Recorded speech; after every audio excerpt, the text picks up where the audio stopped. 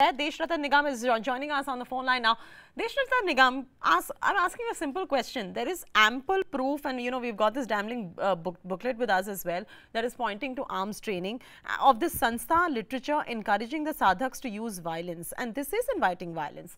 My simple question to you is, do you think this group should be banned, and why should the group not be banned? There are sufficient evidences, and these evidences will have to be tried in court and then only established. This is only investigation going on, one.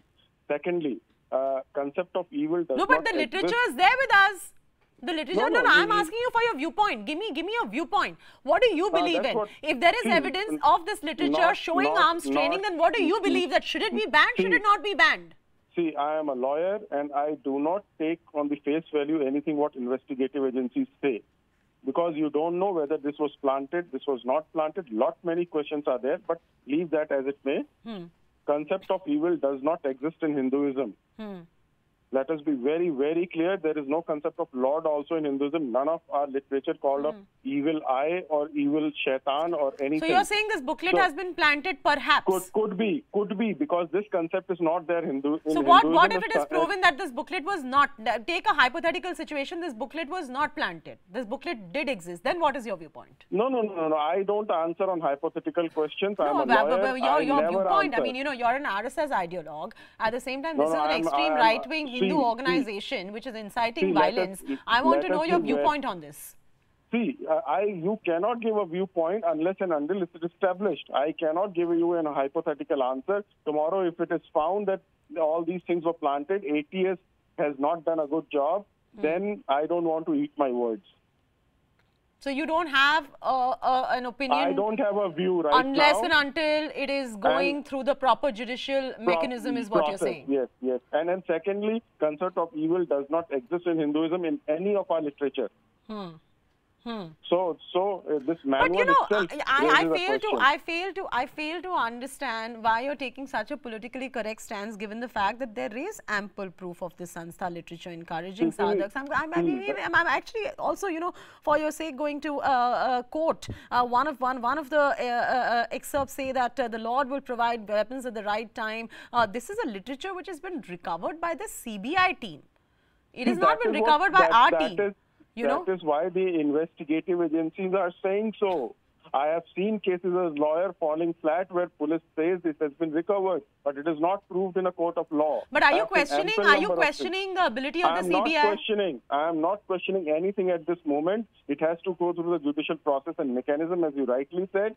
If it is proven, then obviously it is established. This is the investigative stage. I do not wish to comment anything as to, affect the investigation now tell me, the Prithviraj Chavan government in the year 2011 said that this ban on the organization has been recommended by them. This was reiterated in the year 2015 as well. You're trying to say that the Prithviraj Chavan administration was also wrong on its part to recommend a ban? I wish they had gone through the entire judicial processes.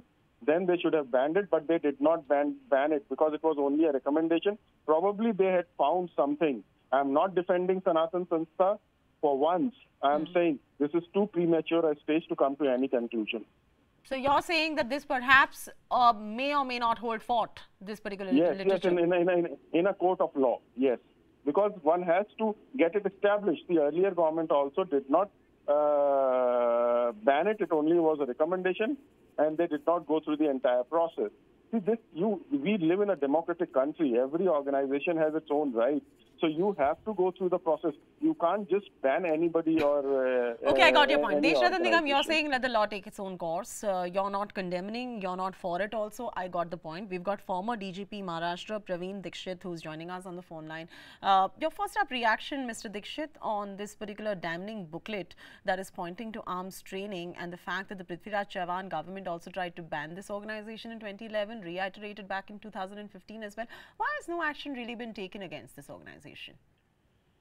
No, what I feel is, see, the earlier attempt was made to propose the ban, but it was not followed up.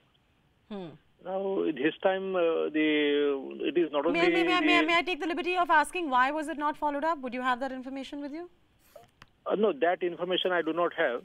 But what I can say is now this time, It is, see, depending upon the whatever revelations have been made by the persons from ATS Karnataka, the ATS Maharashtra has followed it up. And it has followed it up successfully in the sense that they have caught the several persons which are already known and also reached the hideouts to where they had kept these explosives, arms, ammunition, or even perhaps the weapon which was used in the murder.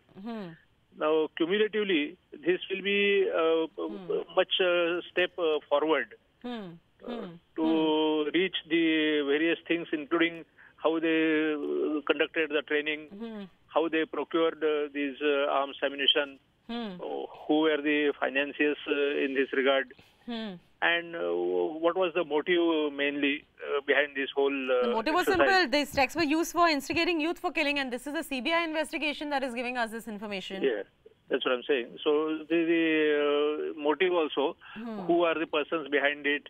So all these things, it will throw a very good light on all these aspects which I mentioned during the interrogation of these persons. Now, once this interrogation comes to a proper conclusion, and the police or the ATS or the CBI are able to put the charge sheet before the judicial officers, this will strengthen the case for, if required, any ban on the relevant organizations. You tell me one thing, why are the agencies not being able to probe these men? What are the kind of impediments that these agencies are facing in probing these men?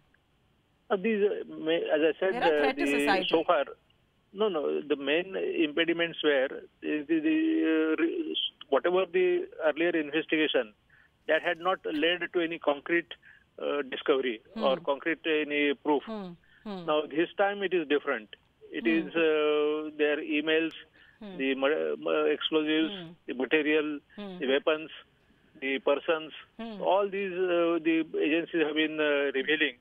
And I'm sure much more may come in. Praveen Dikshit, one second. Last one word from Deshrata Nigam. Deshrata Nigam, as far as the literature is concerned, do you agree or disagree with the content? Outside of what you were talking about, the judicial proceedings and whether or not it is legitimate or not, do you agree with the content? Do you disagree with the content? Simple. I have not seen the content of the booklet. I'm quoting it. I'm quoting it. It says the Lord will provide weapons at the right time. Yes, it is pointing to arms training as well. No, I've already said concept of evil does not exist in Hinduism. And an organization who professes by Hinduism is quoting something which is not there in Hinduism, there is sufficient doubt in my mind. Okay. Thanks much, both of you, for joining us. We've got some breaking news coming in, unfortunately, so we're just going to cut straight across to that and cut this conversation short. Breaking news coming in there. Arun Chaiti to return as finance minister at 11 a.m. today. Arun Chaiti will be returning